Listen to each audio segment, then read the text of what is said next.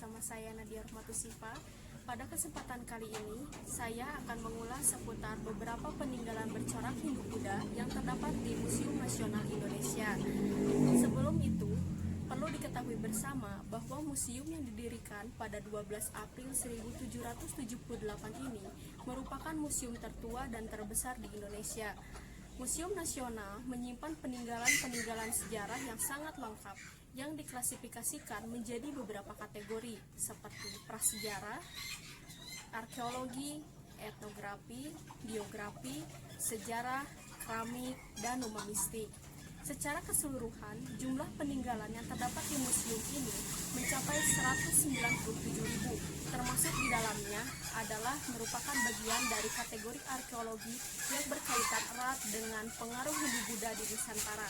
Untuk penjelasan lebih lanjut mengenai peninggalan-peninggalan dari kerajaan-kerajaan bercorak Hindu-Buddha, simak video berikut ini.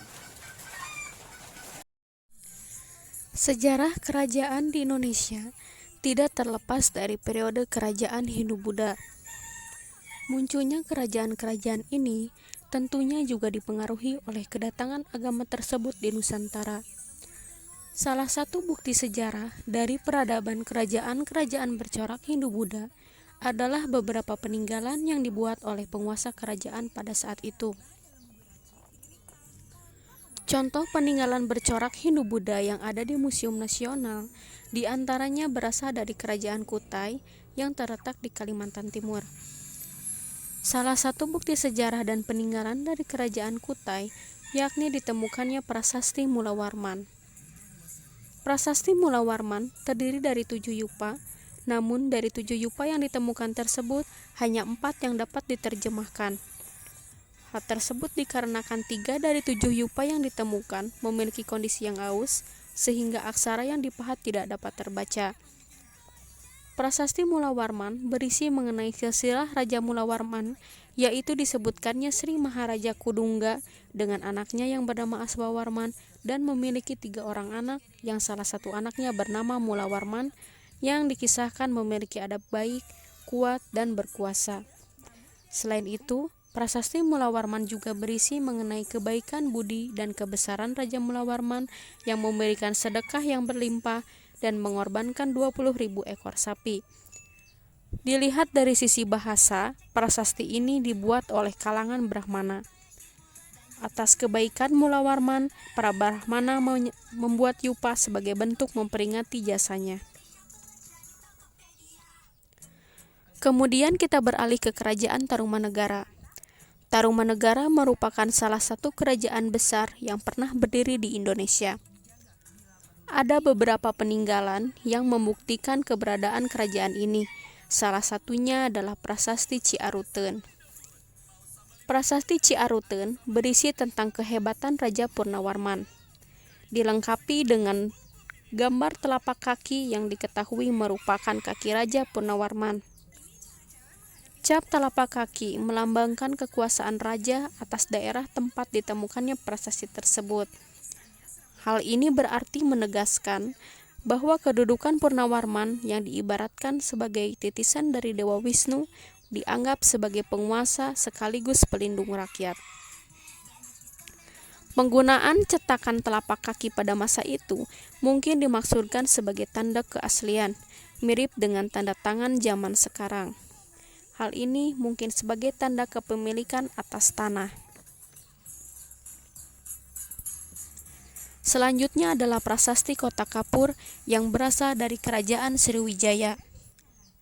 Prasasti ini berisi tentang seruan kepada Dewata yang telah melindungi kedatuan Sriwijaya.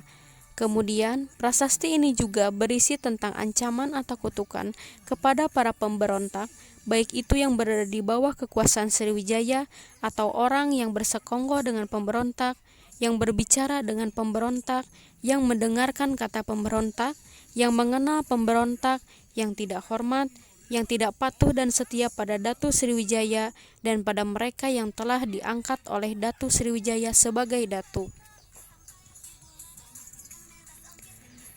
Yang terakhir adalah prasasti batu tulis dibuat oleh Prabu Surawisesa, Raja Kerajaan Pajajaran yang berkuasa selama 14 tahun dari tahun 1521 sampai dengan tahun 1535 Masehi. Surawisesa membuat prasasti batu tulis ini sebagai peringatan untuk mengenang kejayaan sang ayahanda Sri Baduga Maharaja atau lebih dikenal dengan nama Prabu Siliwangi yang merupakan raja dari kerajaan Pajajaran yang berkuasa sejak tahun 1482 sampai dengan 1521 Masehi. Prasasti ini dibuat oleh Prabu Surawisesa pada tahun 1533 dalam suasana penuh kepiluan setelah beberapa wilayah kekuasaan warisan ayahnya tanggal satu persatu direbut oleh kekuatan politik baru, yaitu kerajaan Islam. Dengan kata lain, prasasti batu tulis adalah sebuah ungkapan kesedihan sekaligus penyesalan Surawisesa yang tidak bisa mempertahankan keutuhan wilayah kerajaan Sunda Pajajaran sebagaimana yang diamanatkan oleh ayahnya, yakni Sri Baduga Maharaja atau Prabu Siliwangi. Itulah beberapa peninggalan bercorak Hindu-Buddha yang terdapat di Museum Nasional Indonesia. Sebetulnya masih banyak peninggalan lain yang tersimpan di sana. Mungkin akan dibahas di lain kesempatan.